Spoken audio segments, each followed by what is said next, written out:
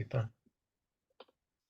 Okay, well, yes, as I say, what I'd like to do is really just tell a story today. I'm going to go into storyteller mode.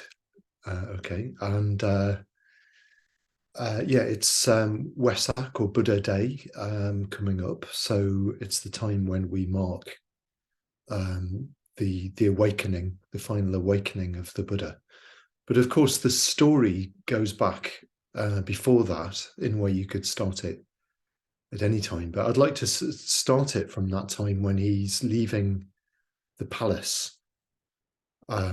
So he's seen old age, sickness, and death, and he has this sort of sense that there must be a way of addressing this. There must be a sort of response to that very human predicament of just, being a human being and the sort of suffering and limitation that go with that. So he decides to leave his luxurious, protected life in the palace and goes off. And all he knew at that time was that there was such a thing as a seeker, that there was such a thing as people who devoted their lives to that sort of spiritual quest. And he plunged into the forest. In a way, the forest's an unknown place, isn't it? The forest is sort of mysterious, a bit dangerous, especially in those days. Forests were very dangerous places to go. And symbolically, he was going into the unknown as well. He didn't know what he was going to find. He didn't sort of go off thinking, I'm going to start a big religion, which will still be here in 2,500 years' time. He just felt this sort of intuitive idea that there was a possibility of something more, something that met the sort of suffering of human existence. So it's likely that after he went into the forest that he found that he would have taken off on the road and found other sort of bands of seekers, bands of men who were on spiritual, men and women, mainly men, I think, who were on a spiritual quest. And for a time he stayed with those. He learned some form of meditation. They were quite big on sort of debating the great sort of spiritual questions of the day and so on. And gradually, Siddhartha Gautama, I'll just call him Gautama, because he wasn't the Buddha yet, he gravitated towards one teacher who taught a form of meditation that gets to sort of higher meditative states. And Gautama pretty soon found that he was able to sort of equal those attainments. But he sort of sensed that even though he'd sort of explored that to the full, that there was more, that this didn't provide that answer, if you like, of a response to suffering. So he found another teacher who taught yet more refined states of mind, and again he quickly sort of found he was able to equal what that teacher taught, and the teacher actually offered to sort of co-lead that spiritual community with him. But still, Gautama felt, no, this isn't it. This is an attainment, but it's not the final sort of the final response, as it were. So then he goes down the road of ascetic practice. He goes down the road of sort of making the body suffer, if you like, seeking out suffering with the idea that somehow by doing that you could actually go beyond it. And he he really applied himself to that with all of his energy and all of his might, and pretty soon got to the stage where it's said that his practice of the austerities, of these, of fasting almost to death, and staying out in the Indian sun, and so on, that his practice of that shone like a beacon, it's said, that he became quite famous for it. He developed a following of his own, and it got to the point where, if he touched his stomach, he could feel his spine through his stomach. He was so emaciated, and that his eyes were so sunken into his head that his eyes were just like little lights shining out of a dark hole. So he applied himself to this, and it said that he took it as far as he could, and he was almost at the point of death. And one story goes that at this time, out of weakness, he was walking by the side of the Ganges, of the river, and he was so weak that he fell into the river, and he was almost washed away. There was in a way, he was almost out of strength, but with his one remaining little bit of strength, he was able to hold on to a branch by the side of the river, and there he was with the current of the Ganges sort of flowing past him, just sort of holding on to this branch. And again, the story goes that at that point, a vision arose, the figure of his mother. Now, his mother had died when he was a few days old, but the figure of his mother arose in front of him and said, "This is not the way," and begged him to stop going down that path. And so he managed to haul himself back onto the bank of the Ganges.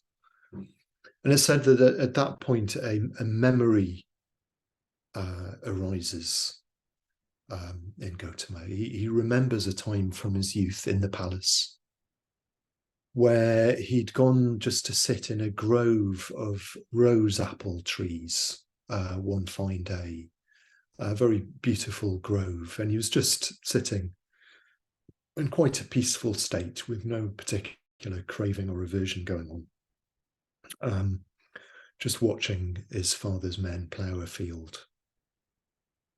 And quite spontaneously, without really seeking anything, he'd gone into a state of a very expansive, peaceful, blissful state of being, without particularly sort of trying, as it were. So now, as he'd begun to sort of think that this path of austerities wasn't actually achieving his goal, it wasn't providing this breakthrough of suffering. So he thought back to then, and he thought, well, that's a middle way. There is a middle way here, of not seeking out pleasure as he had done in his youth, but neither seeking out suffering as he had in that period of time, but in a way just being open to experience as it presents itself, neither pushing away nor pulling towards particular experiences. And that's what meditation is, in a way. So he starts on this middle way. So he abandons the austerities, much to the disgust, of course, of his followers, who just thinks he's gone soft, and he begins to take on food again. And the story goes that a maiden from the village comes and offers him a sort of milky rice mixture, and he takes that on and he gets strong again. But now he's got this path that feels to him, this path that arose from that memory from his youth. It feels to him like something that might just provide a way forward. And so, strengthened by taking food again, he walks towards a tree. And there he determines that he's going to make whatever effort is needed to explore to the full this path of the middle way. And the traditional story of what happens at the foot of this tree is that he sits there, and he, with great sort of determination, with all of this energy behind him of the path that he'd trod so far, and he goes into meditation. Traditionally, he's doing the mindfulness of breathing or something like it. And he calms his mind. But of course, there's still, in Gautama, there is still some measure of self-clinging. There's still greed, there's still some hatred, there's still some delusion, or in a sense, he's still in a place of ignorance. He doesn't know, he doesn't know he's about to be awakened. He just has this, again, this intuitive feel for this path, that it might lead to something. And so he sits, and he sits through the night.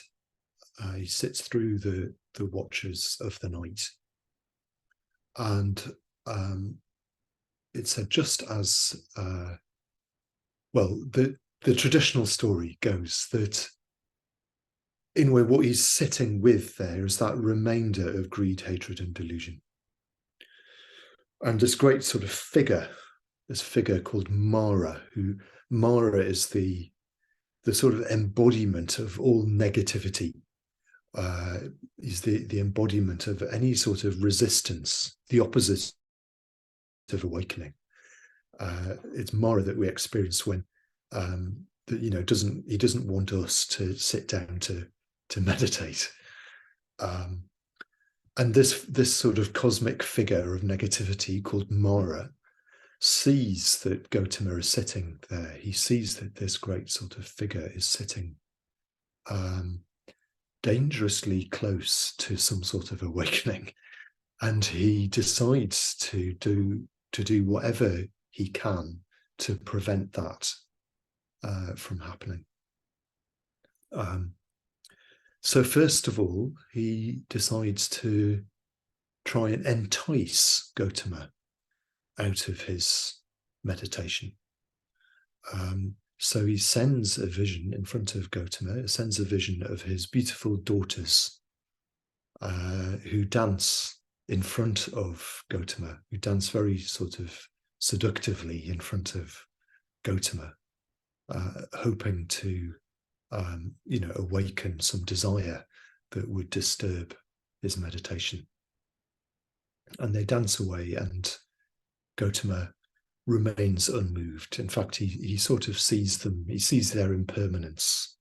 He sees the fact that even they are subject to old age, sickness, and death. And with that, he lets go of that remainder of craving and plunges deeper into his meditation. So that ploy of Mara had failed. So Mara decides to take another approach to see if he can provoke a response of hatred or aversion in Gautama. And so the story goes that Mara summons all of his armies, all of his sons, as it said, and they fill the horizon. The whole horizon around Gautama is filled with these fearsome, loathsome, appalling kind of figures. Some of them giants, some of them multi-headed, some of them with eyes hanging out of their skulls, some of them, holding great sort of weapons and spears and rocks and so on. And they begin this great assault on Gautama and his meditation. And they rush towards him, and they're hurling rocks and spears and whole mountainsides in this great rain coming around onto Gautama. So they were hoping that they would provoke this responsive aversion. But as the rocks and the mountainsides fell towards Gautama, they all just turned into flowers as they entered his aura, as it were. They just turned into flowers and gently fell and made a carpet of petals around Gautama, and Gautama simply disappeared more deeply into his meditation. So Mara, frustrated by this time, his second great technique had failed to disturb Gautama. But he has one last trick up his sleeve. So he himself appears in front of Gautama, right in front of the figure of the meditating Gautama. So by now, Gautama's still not the Buddha. He's gone deep into meditation, but there's still some delusion, there's still some, or you could say ignorance, or not, still this sort of not knowing, or you could say self-doubt. And it's that Mara tries to appeal to now. So he asks the Buddha, asks Gautama, by what right do you sit here? Traditionally on this diamond throne where Buddhas of old have broken through into awakening enlightenment. What makes you think that you, Gautama, have any sort of right to sit here on the brink of awakening? Who will be your witness? I've got all my armies and sons and daughters are saying that you've got no right to do this. You're not going to be a Buddha. Who's your witness? You're just sitting here on your own at a tree. You're a nobody. Tell me, who have you got to say that you've got the right to sit here?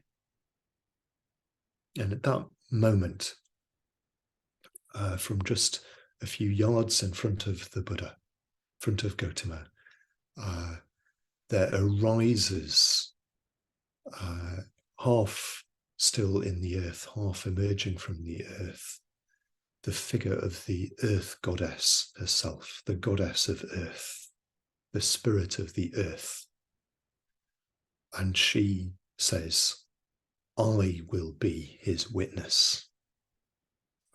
For many long eons, for lifetime after lifetime after lifetime, I have witnessed this figure of Gautama practicing meditation, practicing ethics, giving his life for others, practicing compassion.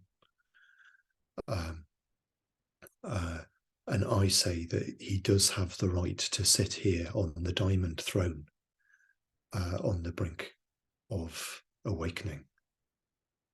And with that, Mara is destroyed.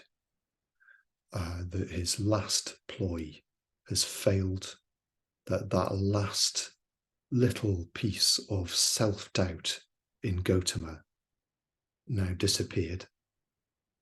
And with the rising of the morning star, a fully awakened Buddha was now sitting under the Bodhi tree. So that's the story, and the rest. Obviously, well, where do you end the story? But at that point, there is the Buddha, now awakened, now experiencing a form of existence completely unbounded. The last vestiges of greed, hatred, and delusion completely and irrevocably, unshakably gone. And that's the story of the Buddha. That's what we're celebrating on Buddha Day.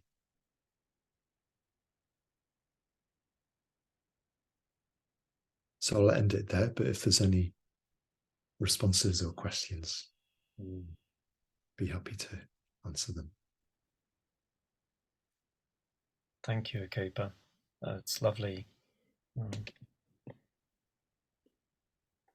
Very easy to listen to that story again and again if you were to tell it. Listening to your voice, very soothing and just very easy, evoking Gautama. Kind of wished you hadn't stopped.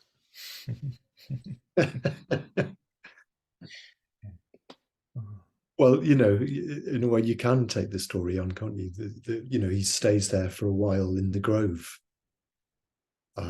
just absorbing what's happened to him. But it's quite interesting that the first thing he does is turns to the tree what we call the Bodhi tree, and thanks the tree for protecting him during that time. Yeah. Anyway, there's so much symbolism in that story as well. It just sounds so easy, the way you told it. I mean, greed, here it was, hatred, delusion, but what does that mean? Yeah, what does that look like? What does that mean? It's a kind of a category altogether unknown. And he was only able to describe it by what it wasn't most of the time. Which is very, very interesting. I like that version of the story, partly because I'm a bit of a storyteller and I like stories, but also because in a way it's just like that. That's the story of the ultimate meditation, isn't it? That's the ultimate meditation story. When we sit down to meditate, that we are faced with a sort of unknown. We're faced with our own greed, hatred, and delusion. And beyond that, a kind of unknown. And resistance as well. There's a sort of power of resistance represented by Mara. But there's always that opportunity in a way. There's always something that can sort of help us to take that step into the unknown. It's been very interesting. We've just finished looking at the 5 hindrances or coverings, the obstacles, and the last one was doubt and indecision. Yes, of course. Right.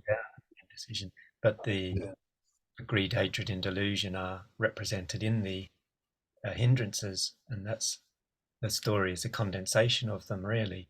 But so Mara turns up in your meditation in those different forms. I mean, every day, but we sort of draw them out a little bit into 5, but also what is slightly mysterious is that the the letting, the breaking or the destroying whatever way you want to call it, of the three poisons, those three root causes of suffering. But also equally mysterious is that middle way you mentioned between extremes, Mm. and how again a very subtle, takes a very sort of subtle effort that Mm. very difficult to talk about as well. At the same time, yeah, at the same time subtle and yet also very strong, as that story says, imagine this sort of bigger, the ultimate sort of violence, sort of having this sort of rain of missiles coming at you, but still just sitting with the experience of it. I suppose that's what it is, that sometimes meditation can be quite sort of gentle experiences of pleasure or pain. But here it was quite extreme, and yet even then, Gautama wouldn't be moved from that simple path of just being with what is there without grasping or pushing away. So it's kind of like an ultimate subtlety, even in the midst of something quite extreme. Yeah. Sometimes meditation can feel like that. It can feel like you've got a bit of an assault. Your senses are being assaulted by craving or aversion.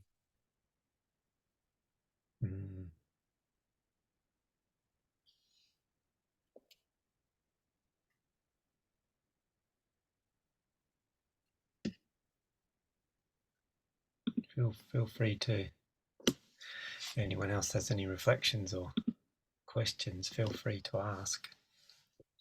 Mm-hmm.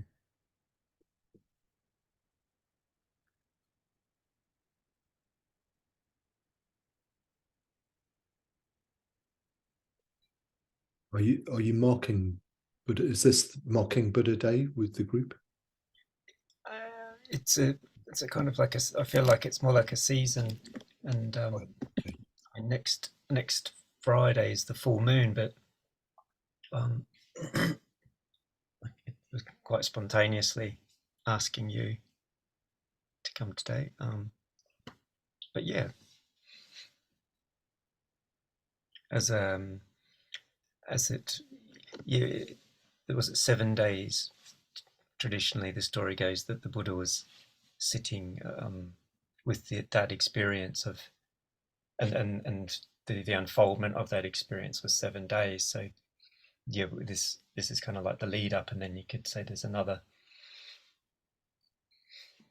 well, the rest of his life kind of working it out, but strong symbolic points within those 7 days in particular to follow. So I've asked Shredder to talk a little bit next week. Yes. Well, at the moment, my question, well, yes, you said 7 days, but some tradition in 7 weeks. So we Japanese follow the 49 days, and someone died 49 days in the morning period, which 7 days times 7 weeks. And I've read somewhere Buddha, Gautama become Buddha, and what he found is so enormous, so huge things. And he took 7 weeks to really observe and just kind of tidying up what he found. So I wonder, it's my question, is it different text, different sutra, different some source saying different things? Because some traditions said, yeah, 7 days. Some traditions say following 49 days. And in the Bulgaria, I remember some trees and the monument here, this place, Buddha, first week, he was here standing. And the second week, he was here. So just different place within big temple. And the second week, Parag, have you been Buddha? Do you remember each monument Yes, or yes. trees within? Yeah, so that's different places there. So some tradition right. follow more than 1 week Yeah. in the whole period of Buddha's enlightenment. Yeah. I got quite interested at Bodh Gaya and those different trees and the Yeah. So is it I've- really well, history I don't think you can thing find exactly or that in the Pali canon, in the uh, original scriptures. I don't you can find that exactly, but it does seem to be there in the tradition quite a lot about the sort of 7 week. 7 weeks? And I found very interesting YouTube talk in Japan, well, Japanese. Some his Kukai Shingon school, Shingon tradition. One talk he was talking about 49 days, 7 weeks thing, and why people, and in the Shingon tradition, when people died, they have some period of ceremonies, pujas, and because quite often people nowadays, modern people, very busy, so they come to his temple and ask, please do only this puja, not starting part, like a middle of I don't know, middle of the weeks or 7th weeks or some, just skipping all important part, and they want have some ceremony only bits, not whole. And he started explaining it doesn't work like that because part's very interesting. They take, because Buddha become, well, Gautama become Buddha for taking that whole 49 days. So we Japanese, well, that sect, believe when people die, then taking 49 days, that dead person can become Buddha, goes through whole week to week, going to the path. So that's which I didn't know that until listening to that YouTube, the young monk's story. Very interesting. So that's one tradition follow that. And the meaning is that 49 days taking because Buddha become Buddha. Well, Shakyamuni become Buddha, so the 49 days. But I don't know any other school, Buddhist school in Japan or other countries. I don't know which way they taking. So the people talking about Buddha's enlightenment, but some people say 1 week. Some people said different times. So I'm quite curious around here. Yeah. So if you read the Buddha's own account, which is in one of the suttas, whose name escapes me from the second, he doesn't particularly talk about 7 weeks. I don't know if he talks about 7 days either, actually. But yeah, in a sense, I don't think it matters. I mean, it's the same. In that same one, he has the great story of Muchalinda. Is a serpent. Yeah. That's one of the things that happens in that time, and it's all whether it's historical or mythical, in a sense, doesn't matter because it's to truth on some sort of level. Well, that's a good point because it's a lot of traditions take these symbols as quite literal. We're lucky that we've got 7 or 14 or 49, a symbolic number for different traditions. In the Tibetan tradition, there's also 49 in the Bardo. Yeah. So Bardo. And in some cultures, I think in Ireland, there's 40 so days after the death of someone that you stop mourning. So there's something in different cultures that's carried over, but yeah, symbolic is open to interpretation, which is really important, not to get fixed. Particularly the symbolic with the army of Mara, the seduction, the doubts, symbolic, highly symbolic. And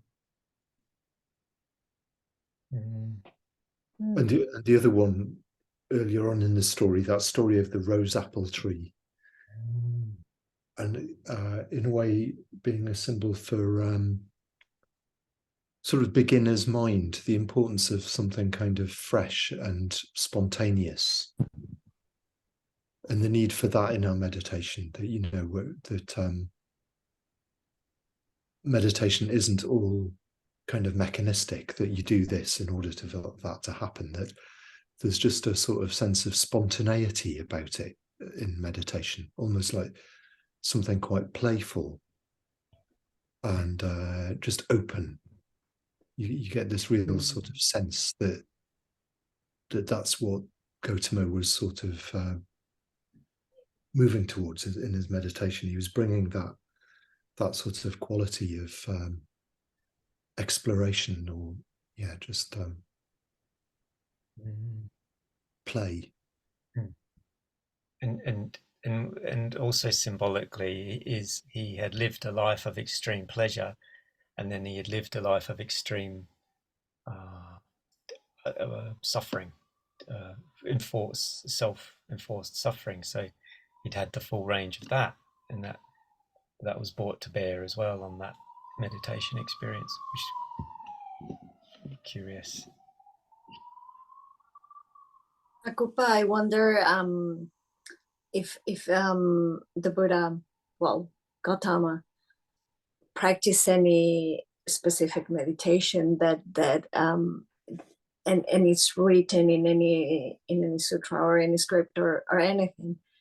Because we in Triratna practice mainly the mindfulness of breathing and the metta bhavana, which is, the combination of the two of them is just amazing for personal development. Is there any specific, or he just sat and meditated and I don't know. I've never sort of seen it in the scriptures, but traditionally he was following his breath when he was sitting under the Bodhi tree, and his own description which he gives. The other kind of version of the Enlightenment story is the Buddha's own description of his meditation. He doesn't exactly say what his object of meditation is, but that he's sort of exploring, well, the dhyanas, the sort of subtle kind of blissful states of meditation, that he's just sort of moving through those, but not being bound by any of them, not being seduced by those either, into thinking that they are, the ultimate goal. So even those he sort of moved beyond. So yeah, it's perhaps not exactly clear what he was doing, how he got into the dhyanas. Yeah.